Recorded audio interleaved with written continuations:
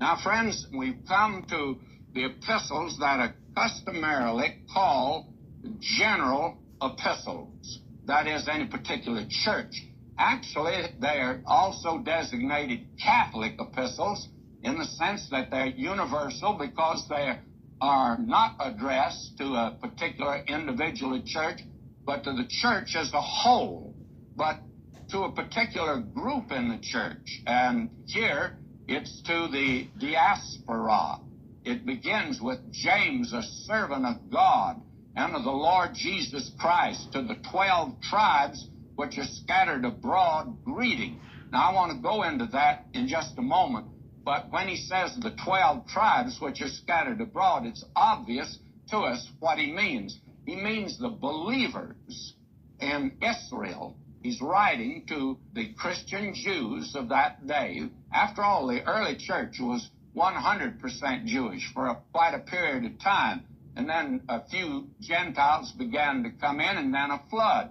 A great, what we would call a revival, broke out in the heart of the Roman Empire, where Turkey is today.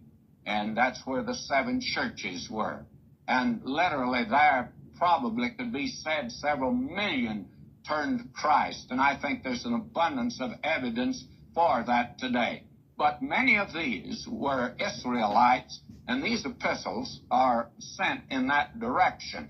And the epistle of James has been compared to the book of Proverbs, for instance. There are many similarities. And then there others have compared it to the Sermon on the Mount.